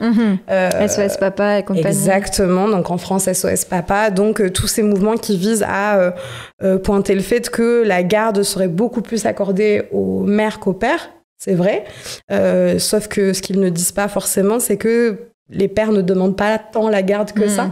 Et aussi, voilà, il y a des stratégies de victimisation, voire de détournement de certaines statistiques. Voilà, donc c'est ça. Et après, il pourrait y en avoir encore plein d'autres, des plus petites communautés, mais ça, c'est un peu le panel global des gros groupes de masculinisme qu'on peut trouver en ligne. Le procès de Depp Heard, pour moi, c'est un cas d'école de la force du masculinisme et à quel point on n'a rien vu venir. Quand je dis on, c'est en tant que société, y compris les journalistes, les analystes, etc. Et ce qui s'est passé avec le procès de Depp Heard, ce que montre très bien Cécile Delarue dans son documentaire La Fabrique du mensonge, c'est que en fait, les avocats de Johnny Depp ont fourni des documents confidentiels à des streamers, des youtubeurs masculinistes identifiés comme tels, pour que ce soit eux qui couvrent le procès. Et comme le procès, c'était un procès de stars, la presse généraliste, la presse mainstream ne s'en est pas emparée et donc n'a pas couvert le procès parce que c'était un peu en mode c'est deux stars, un procès en diffamation, qu'est-ce qu'on s'en fiche. C'est bon, c'est pour People. Ouais, c'est pour People. Voici. Et donc ça a laissé un boulevard absolu pour que ce soit les masculinistes qui en fait gèrent le narratif qu'on fait de ce procès-là, procès retransmis en direct, etc. Et donc très vite, leur version du procès, leur vision du procès, de comment on le raconte, comment on le décrit, s'est propagé sur Internet. Ce qui a fait que, et je me rappelle, Lucie Ronfaux l'avait expliqué dans une de ses newsletters, même en s'intéressant pas au procès, c'est apparu dans tous nos feeds d'actualité, sur nos pages d'accueil de YouTube, sur TikTok, etc., même si vous suiviez pas le procès. Et c'est ça qui est assez incroyable. Et ça a donné des situations absurdes. En fait, on avait des enfants de 14 ans parce que forcément, tout ce qui était lié au procès devenait hyper viral, hyper populaire. Donc même des gens qui en avaient un peu rien à faire à la base ont commencé à faire des contenus sur le procès parce que ça ramenait énormément d'engagement, en fait. Et donc, on s'est retrouvés avec des enfants de 14 ans en train de faire des blagues sur les violences sexistes et sexuelles dans leur chambre, quoi. Et c'est ça qui est hardcore, quoi. Et de commenter systématiquement si elle pleurait, si elle souriait, etc. De propager des fausses informations, de faire des espèces d'analyses en mode enquêteur du web. C'est fou, quoi. Ouais, j'ai eu ce matin même un TikTok qui est passé dans mon feed où c'était une jeune fille qui était comme ça sur sa table et c'était écrit en anglais à dire que j'ai soutenu le point de vue de Mascu et tout. Donc il y a eu du coup du chemin qui a été fait, mais évidemment le mal qui a été fait avant, il fera toujours plus de bruit, il y aura d'autant plus de personnes qui resteront persuadées que c'était ça la version des faits, etc. Et encore aujourd'hui, chaque fois que moi je reparle de Depp Amber Heard pour des médias ou quoi, il y a toujours des commentaires qui disent mais vous avez pas suivi le procès. On est quand même, Johnny Depp c'est pas votre daron, tu vois, genre lâchez l'affaire, tu vois, au bout d'un moment. Mais il y a un peu ce truc de, on a mis du temps à se rendre compte, on a mis plus d'un, en tout cas en France, le documentaire Cécile Delarue, c'était quasiment 1 an après le procès. Quasiment quelques mois avant que Johnny Depp soit ovationné pendant 7 minutes au César, si je dis pas de bêtises. Je veux dire, Johnny Depp, maintenant, il retravaille, il est dans des pubs. Amber Heard, elle est cachée sous une fausse identité en Espagne. On est sur les carrières brisées, tout ça, quoi. Donc, c'est un beau cas d'école. C'est un très beau cas d'école là-dessus. Ouais, je crois que... Ah non, à Cannes, vous avez totalement raison. J'ai eu un très... alors, j'allais dire beau, mais un témoignage un peu glaçant, on va pas se mentir, d'un témoignage d'un mascu repenti qui s'appelle Pierre. Et justement, Pierre parle beaucoup du 18-25. Et lui, ça a été sa porte d'entrée dans le masculinisme. Et je pense que en fait, sur le masculinisme, désormais, il y a plein de centres d'intérêt et de faits d'endroits sur Internet qui peuvent être une porte d'entrée. Ça peut être la musculation, le fitness, ça peut être le développement personnel, ça peut être le voyage. Enfin, en fait, il y a plein de choses. Tout centre d'intérêt, la politique, peuvent devenir une porte d'entrée vers le masculinisme. Mais c'est vrai que sur le domaine du gaming, il y a quelque chose, j'allais dire de bizarre, non, pas bizarre, parce qu'on connaît l'histoire, mais qui se passe où, en fait, lui, comment il l'a perçu, Pierre, c'était un ado un peu qui s'intéresse pas aux meufs, un peu sans histoire, tu vois, il aimait bien le jeu vidéo, ça a toujours été sa passion. Et en gros... merci pour les 100 €. Merci beaucoup, From de Moore. Désolée, je t'ai interrompu. Mais non, mais t'excuses pas, on adore on adore l'argent. On adore l'argent. C'est pas pour nous, c'est pour Firax, c'est pour l'association féministe contre le cyberharcèlement. Mais du coup, ce mec-là, il m'expliquait que il aimait bien les jeux vidéo, il avait personne avec qui le partager, donc il s'inscrit sur le 15-18 d'abord, et puis après le 18-25, pour partager sa passion. Et en fait, il m'explique que il comprend pas trop parce que en fait la plupart des gens ne parlent pas du tout de jeux vidéo et parlent d'autres choses. Ils parlent de meufs, ils parlent de drague, ils parlent de à quel un peu comme aux États-Unis les bases, tu vois, first base, second base, en gros à quel niveau ils ont pu être connectés à une femme, entre guillemets, est-ce qu'ils ont couché ensemble ou non, plein de conseils de drague, et avec donc tout un vocabulaire spécifique, un langage, des gimmicks aussi, des mèmes, etc. Et en fait, Pierre m'explique, lui, il a ingurgité ce langage, et il a commencé à voir que son comportement changeait dans la vie de tous les jours. Il me disait, par exemple, tout ce truc de noter les meufs, par exemple, de dire cette fille, c'est un 7 sur 10. Il me disait, en fait, je marchais dans la rue, je savais que c'était pas bien, mentalement, quoi. Et je croisais une meuf et je me disais, elle, c'est un 8 sur 10. What the fuck? Tu vois. Et c'est, en fait, il me disait, c'est là que je me suis rendu compte que ça avait modifié aussi ma manière de voir les femmes. Et en fait, il a continué parce que il aimait trop le jeu vidéo, il avait envie de continuer à partager sa passion. Et c'est vrai qu'avec tout ce qui s'est passé autour du Gamergate, ça a été un peu genre la première fois qu'il s'est remis en question là-dessus. Mais oui, c'est violent là quand même. Ouais, c'est ça. En fait, c'est là où il a commencé à voir. Il a lu le super post de Marlar sur, je crois que c'est pourquoi les gamers pourquoi il y a du sexisme dans le gaming et comment faire pour y remédier. Je pense que le titre c'est à peu près ça. Et il a même été jusqu'à aller voir Marlar en conférence pour confronter en fait ses points de vue, ce qui est assez ouf en fait quand on y pense. Il a activé sa pensée critique d'avoir une rédemption autonome en fait. Et en fait souvent ce que j'ai remarqué c'est que pour les masculinistes qui en sont sortis, c'est qu'à un moment donné il y a eu une dissonance cognitive entre ce qu'ils pouvaient voir dans leur cercle de potes, dans leur famille, en ligne, parce qu'il faut pas dire que c'est juste la faute aux méchants réseaux sociaux, c'est aussi un environnement misogyne et patriarcal dans lequel on vit. Les réseaux sociaux, c'est juste un miroir grossissant en fait de la société dans laquelle on vit. À partir du moment où en fait ils rencontrent des gens qui pensent pas comme eux, ils rencontrent des femmes non mais avec qui ils entretiennent des liens amicaux, pas forcément sentimentaux, mais juste ils sont des potes en fait qui pensent pas comme eux, et il se passe quelque chose mais en fait il y a une grosse dissonance entre ce que je crois et ma réalité à ce moment précis, et chez certains ça peut amener à une remise en question de tout ce qu'ils pensent, et certains grandissent de ça aussi parce que on sait très bien que quand on a 16 ans et quand on a 20, il y a plein de choses qui peuvent se passer, on change sur plein de choses, et c'est pour ça qu'il y a un levier d'action à faire au niveau de l'éducation, au niveau de la prévention, au niveau d'un travail sur la santé mentale aussi des jeunes garçons. Je pense que c'est assez important. Je pense qu'on peut réussir à sortir de ça et grandir de ça, quoi. Après, ce qui est intéressant, c'est que je me suis vue changer pendant l'enquête. C'est-à-dire qu'au début, j'étais très en mode tous les masculins sont méchants d'un côté et c'est moi la gentille féministe de l'autre. Et en fait, en interviewant notamment des masculins repentis, je me suis rendu compte à quel point je pouvais ressentir de l'empathie pour eux, avoir de la peine pour eux, parce que il y a des récits, il y a des histoires où en fait j'ai commencé à réaliser que il y avait certains hommes qui avaient été embrigadés dans ce système de pensée, qui en étaient quelque part des victimes aussi, et que les vrais méchants à pointer du doigt, c'était ces influenceurs du masculinisme, c'est-à-dire ceux qui se rémunèrent sur de la réelle souffrance, je pense, de certains hommes et qui les font cracher de l'argent pour leur offrir des solutions miracles. Et c'est envers eux, je pense, qu'il faut s'attaquer et justement procéder à la prévention et de l'éducation pour que justement il y ait des gens qui ne tombent pas dans ces schémas de pensée-là, mais de la même manière qu'on parle de conspirationnisme ou d'une forme de radicalisation ça fait appel idéologique au fonctionnement des réseaux sociaux qui font que si c'est quelque chose qui touche à l'émotion, quelque chose de clivant, etc., ça va beaucoup mieux fonctionner aussi. Ouais, c'est ça. Et puis quand on regarde un peu les contenus de mascu sur Internet, c'est vrai que il y a tous les éléments réunis pour que ça touche à tes émotions. Vraiment là-dessus, pour que ça touche à des blessures d'ego, des choses sur lesquelles on n'est pas satisfait par rapport à soi-même.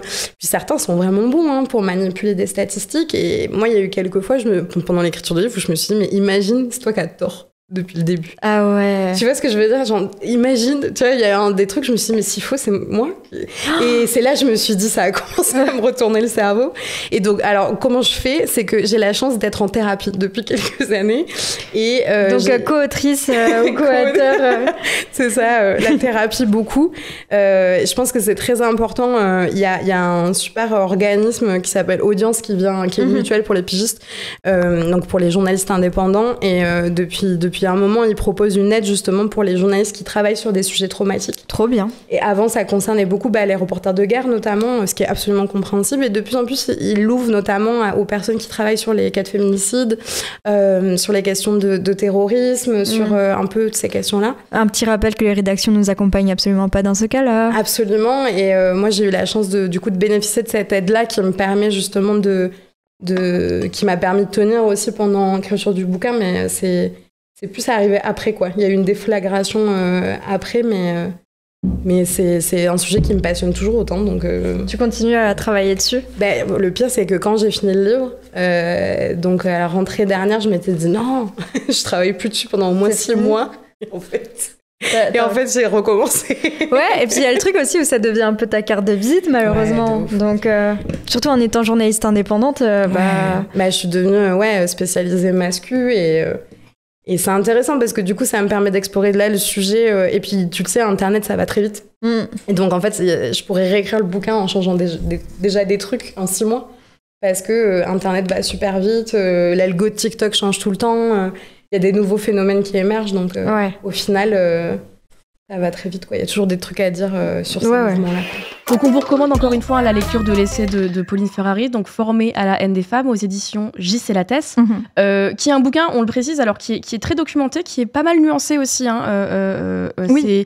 C'est un bouquin qui, parce que je pense que quand on parle de masculinisme, on a tendance souvent à réduire le sujet aux exemples les plus extrêmes, au Andrew Tate, à toutes ces personnes-là, qui existent évidemment.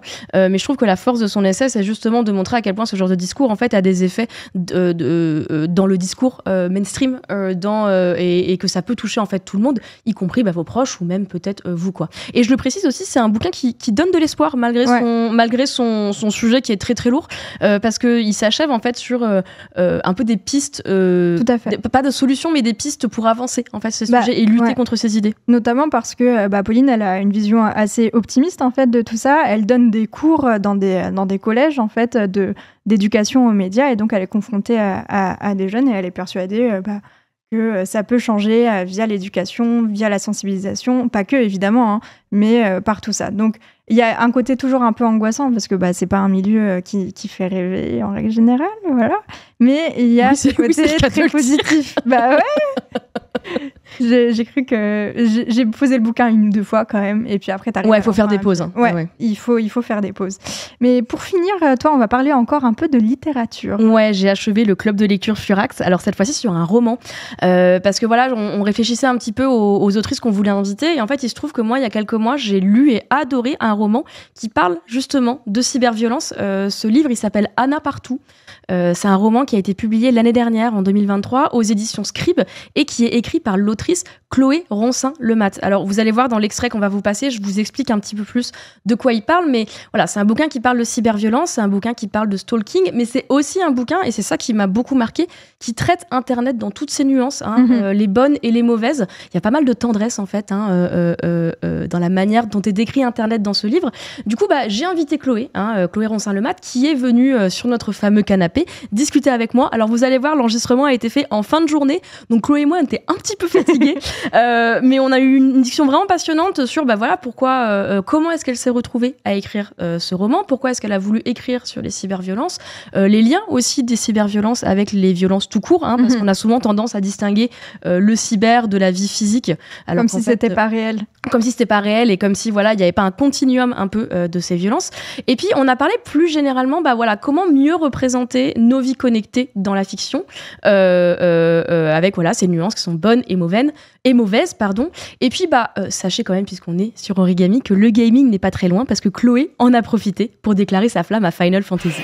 Du coup, Anna Partout, c'est un roman qui raconte, qui suit les pas d'un héros qui n'est jamais nommé, si je me trompe pas. Non, on n'a pas son prénom. On n'a pas son prénom. C'est un héros.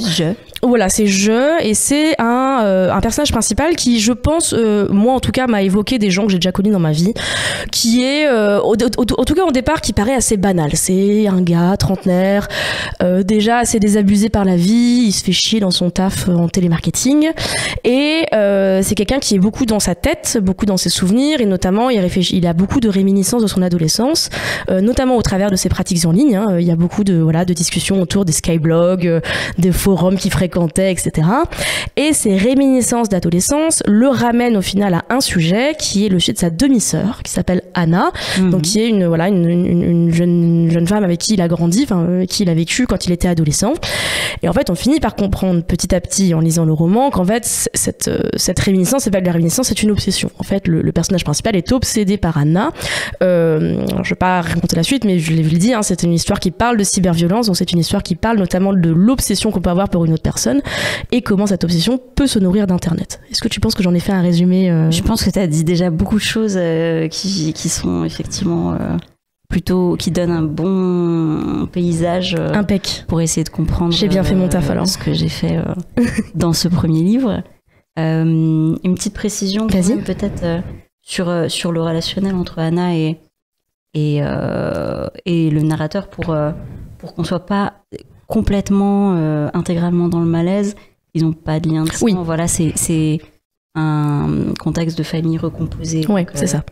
Donc, ils vivent ensemble à partir de, on va dire, une petite dizaine d'années, mais au départ, ils sont pas vraiment frères et sœurs. Tout à fait, ouais. Mais par contre, ils le vivent socialement, ils habitent ensemble, ils grandissent ensemble, etc. C'est ça, tout à fait. Tu dis que ce roman, t'as mis 8 ans à l'écrire. 8 ans, la technologie change très vite. Et moi, c'est un truc qui m'a marqué dans ton bouquin, c'est que donc c'est un bouquin qui parle de cyberviolence, c'est un bouquin qui parle de stalking aussi. Et d'ailleurs, moi, je suis journaliste spécialisée en nouvelles technologies, donc je suis quand même assez renseignée sur ces sujets. Et j'ai trouvé ton bouquin très renseigné. Tu cites des types de logiciels, etc., qui existent, et qui sont utilisés, qui sont dénoncés d'ailleurs, notamment par les assos qui participent à Furax. Ça a été quoi ton travail là-dessus? Est-ce que t'as un peu endossé un rôle de journaliste? Tu t'es documenté? Comment t'as fait? J'oserais pas le décrire comme ça. Il y a beaucoup d'auteurs et d'autrices maintenant qui parlent de leur travail d'enquête pour pouvoir écrire, etc. C'est vrai que moi j'y vais avec précaution parce que je pense que c'est savoir que j'ai pu grappiller par-ci par-là à propos, tu parlais des logiciels d'espionnage ou d'autres sujets, argot de jeux vidéo, des choses comme ça. C'était plutôt parce que j'étais pas dans une démarche construite de les collecter pour le livre, à part vraiment quelques trucs sur typiquement comment ça se passe pour hacker une webcam. Ça, tu t'es renseigné? Une recherche très très intéressante à faire sur Internet. Je vous la conseille bien sûr à tous. Mais mis à part ça, il y avait quand même beaucoup de choses. C'était c'est composé à partir de un peu moi, ce sur quoi je tombais sur Internet. Je me disais, ah oui, tiens, ça serait bien de le mettre. Ok, ça c'est plus pour on va dire le décor un petit peu, que ce soit les types de sites qu'il va consulter, les informations qu'il va trouver sur Wikipédia par exemple, des trucs comme ça. Et puis en parallèle de ça, il y a un autre truc dont tu as parlé, c'est que donc comme je disais, j'ai commencé en 2012. Le gros de la première partie, je pense que je l'ai écrite avant 2015 ou en 2015. Ok. Et après, dans la deuxième partie, on est dans un truc un petit peu plus narratif où vraiment il a effectivement hacké la webcam d'Anna et il est vraiment dans une phase obsessive, pour le coup très réelle, parce qu'il commence à la suivre en bas de chez elle. Oui, très physique en tout cas. Voilà, à mettre en place des stratagèmes pour se rapprocher d'elle, relationnellement, etc. J'étais en train d'écrire toutes ces belles choses et MeToo est arrivé. Oui. Voilà. Et je savais déjà, sans vouloir révéler ce qui se passe à la fin, comme ça en direct, je savais déjà moi vers quoi on allait en termes de dénouement. Mais bien sûr, MeToo, ça a ramené une lecture moins individuelle de l'histoire que j'étais en train d'écrire et plus systémique. Et donc à partir de là, j'ai essayé de construire un petit peu le paysage de la société qui rend tout ça possible. Mais en plus, ce qui est intéressant, je trouve, dans ton bouquin, c'est qu'en fait, il est plein de nuances. Alors oui, Internet n'est pas montré forcément sous un jour très positif, mais tu traites aussi, je trouve, Internet avec beaucoup de tendresse. Enfin, notamment, tu as tout un passage qui, moi, m'a vraiment rappelé, alors je sais pas quel âge t'as, mais je pense qu'on doit pas... 34 ans. Eh ben, voilà, j'ai 32 ans, donc effectivement, on a vécu une adolescence similaire et ça s'est senti parce que voilà, tu parles de l'époque des skyblogs, tu parles des forums en ligne, tu parles des pratiques de jeux vidéo. Alors moi j'ai moins une adolescence gameuse, mais voilà, on sent que tu as un vrai attachement pour ces espaces-là et comment ils ont marqué, je l'imagine, ta vie. C'était important pour toi aussi de parler d'Internet avec douceur ou en tout cas nostalgie, de tendresse? Oui, complètement, parce que comme je te disais tout à l'heure, une grosse partie de même mes débuts d'existence littéraire qui sont passés sur Internet. Ça c'est je pense la grosse différence. J'étais tout à l'heure avec plein d'auteurs qui avaient écrit leur premier roman, d'auteurs, d'autrices. Et donc, alors il y avait des gens un peu de tous les âges, mais il y avait quand même maintenant il y a une majorité de gens qui ont mon âge, ton âge. Et donc on se reconnaît tous un petit peu dans ces pratiques littéraire un peu éclaté comme ça, où il y a un tel qui avait un blog, un tel qui était sur un forum. Il y avait une personne qui animait un atelier d'écriture qui me parlait de Wattpad tout à l'heure, etc. Donc de plus en plus, ces personnes-là en fait sont adultes et ont abouti des projets de fiction ou d'essais ou etc. et se retrouvent à alimenter leur travail créatif ou de production en général avec leur vie de début sur Internet. Leur vécu en ligne. C'est de plus en plus, je pense, emmêlé comme ça. Tu me parlais de tendresse. Alors, j'ai cru voir dans le programme tout à l'heure que tu avais joué à FF7. Tout à fait. Le Rebirth, du coup. Le Rebirth, voilà. Et donc, il y a un passage sur Final Fantasy. Alors, un tout petit passage sur Final Fantasy dans le livre. Et moi, je jouais beaucoup avec mon petit frère à Final Fantasy quand on était petit. Le 7 spécifiquement, alors, j'ai joué pas mal au 7. J'ai fait plusieurs fois de bout en bout le 9 et le 10. Voilà, donc c'est les phases d'un peu après. Mais oui, je te parle de Final Fantasy spécifiquement parce que je pense que c'était un... En fait, je pense que les adultes de cette époque-là ne se rendaient pas compte à quel point les fameux jeux vidéo qui étaient censés être... des espaces qui désocialisaient les enfants, qui leur apprenaient la violence, etc. C'était des espaces de fiction. la série des Final Fantasy, c'est des histoires incroyables qui font. Alors bien sûr, c'est du fantastique,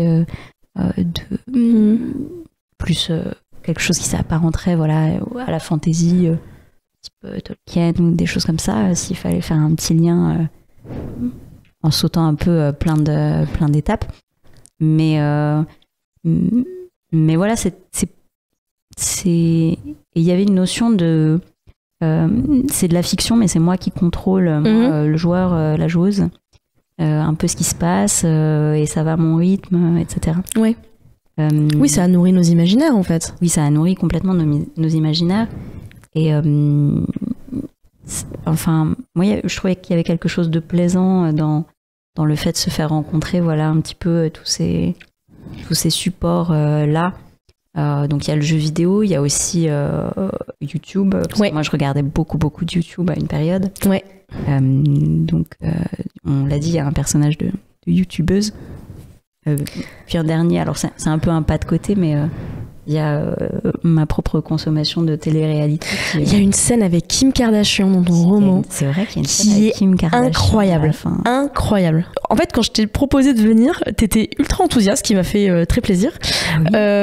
Et je suppose que le fait de venir parler de Anna Partout dans un événement qui s'appelle Furax et qui est un événement qui est, comme son nom l'indique, Furax, et qui par ailleurs parle de cyberviolence, j'imagine que pour toi, symboliquement, c'est quelque chose qui fait sens, qui... Oui, bien sûr. Je te parlais tout à l'heure un petit peu de comment MeToo était arrivé au milieu de mon projet d'écriture, et donc l'avait un peu transpercé comme ça. Et puis ça a eu beaucoup d'impact sur la façon, finalement pas tant l'histoire en elle-même, mais la façon dont moi ce que moi je pensais à propos de cette histoire. Ouais. Finalement, j'ai vraiment maturé ça en étant en contact avec, par exemple, en 2017, je lisais beaucoup un blog qui s'appelle Girls and Geeks. Oui, bien sûr. L'ancien blog de Titiou le coq. Je sais pas si elle le tient toujours. Parce que, il me semble pas. Voilà. Et Titiou, par exemple, à un moment, s'était intéressé aux questions du décompte des féminicides. Ouais. Donc ça fait partie des choses qui m'ont interpellée vraiment, et une fois que tu l'as vu, tu peux pas le dévoir, quoi. Et donc forcément, ça habite un petit peu le livre. Sur les cyberviolences, mon existence sur Internet fait que pour le coup, tu parlais de travail d'enquête, il n'y a même pas besoin d'en faire quand t'es une les histoires te viennent partout, qui se genre au féminin sur Internet. Tu te retrouves confronté nécessairement à des cas de cyberviolence, que ce soit du harcèlement.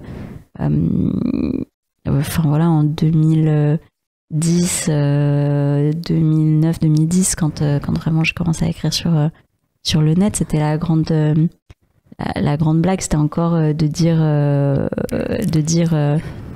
aux nanas, tits get the fuck out. Bien sûr.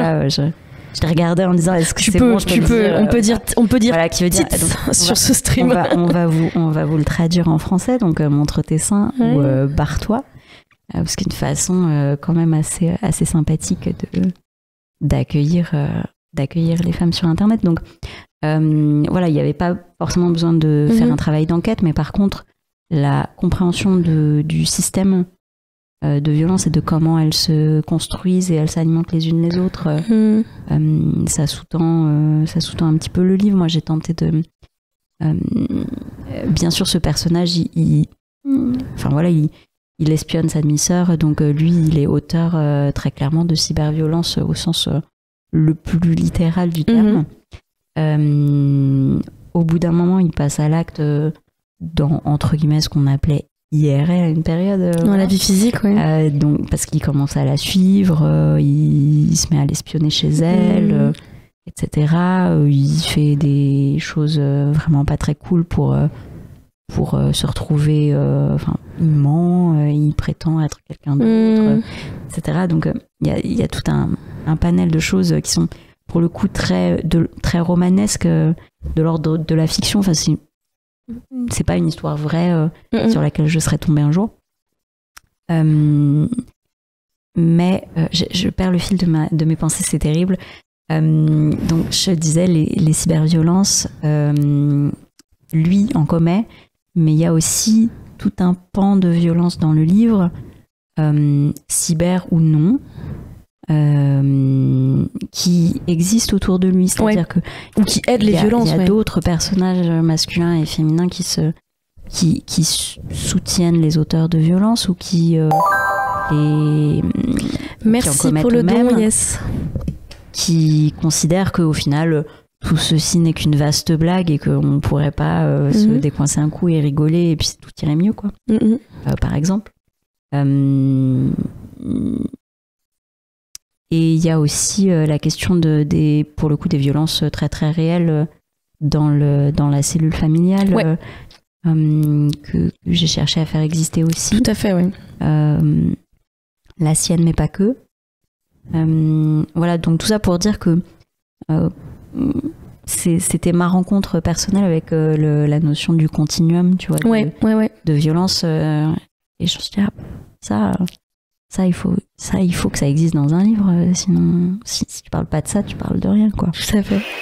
Oui, surtout que le cyberharcèlement et les cyberviolences, la plupart du temps, dans la culture, dans la fiction, c'est quelque chose qui est assez, on va dire, glamourisé, en fait. Je pense à la série Netflix auquel tout le monde va penser, You, qui en est un peu l'exemple assez extrême, mais en fait assez banal, finalement. Ouais. Et ça montre l'importance aussi de pouvoir montrer des situations réelles, plus ordinaires, peut-être, de violence qui se passent sur Internet, dans la fiction, ou même de représenter, en fait, Internet comme il l'est, en fait, dans la fiction, parce qu'en fait, on voit assez peu de bouquins, de romans, ou de séries ou de films qui en parlent de manière plus réelle. Et toi, c'est quelque chose auquel tu as un peu... tu t'es essayé avec un livre qui parlait de la femtech. Ouais, tout à fait. Ouais. Du jeu. Tout à fait. Ouais, moi, j'ai publié un roman en 2021 qui s'appelle effectivement Les règles du jeu, qui parlait donc de ce qu'on appelle la femtech, donc c'est-à-dire les technologies dédiées au corps des femmes. Je mets des gros guillemets,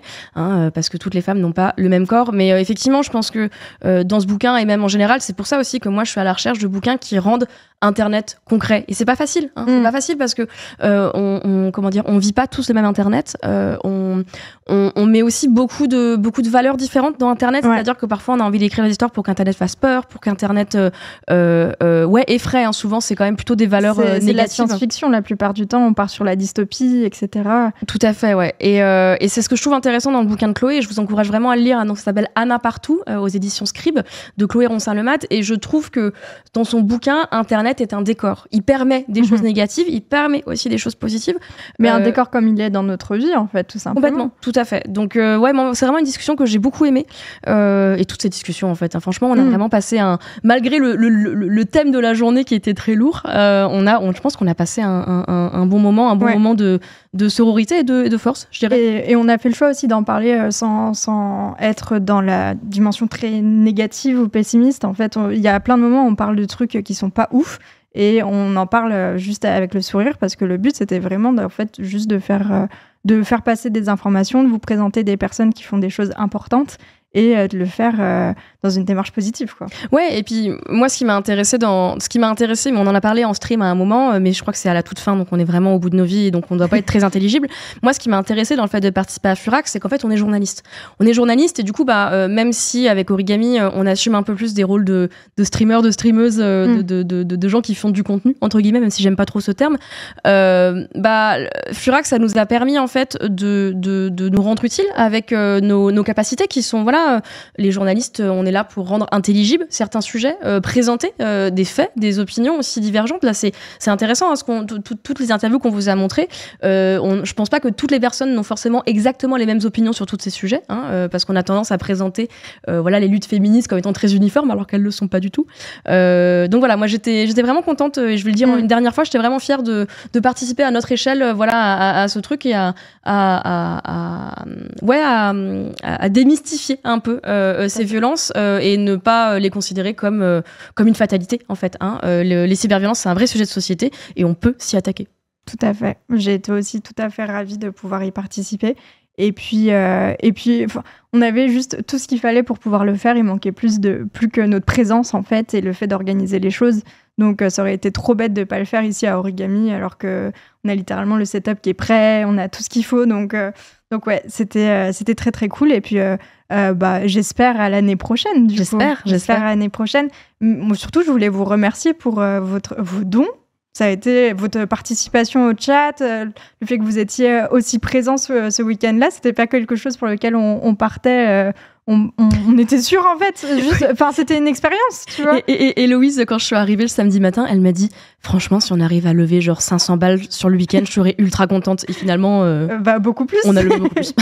et donc ouais, c'était une première expérience, pour le coup, sur un format assez différent pour Origami, assez différent pour Internet Exploreuse.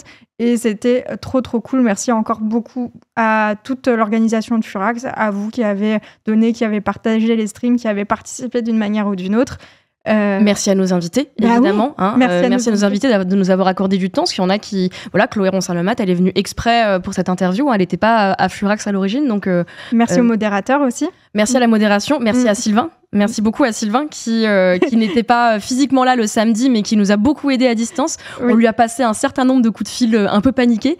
Et puis, il faut le dire aussi, Sylvain a participé avec Florian et Gauthier à la journée du dimanche. Ouais. Ils ont aussi levé des fonds pour Furax. Donc, ouais, je suis très contente d'être dans un média qui nous permette de faire ce genre de choses et qui s'implique dans ce genre d'événement, vraiment. Oui, merci beaucoup. Très fière d'avoir pu participer.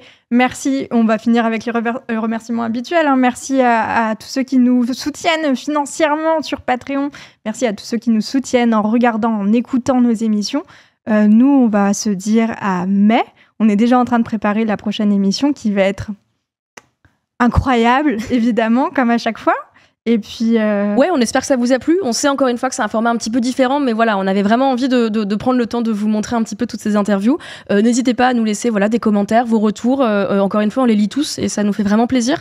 Donc n'hésitez pas. Merci beaucoup. Merci Héloïse. Merci Lucie. Et au mois prochain. Salut. Ciao.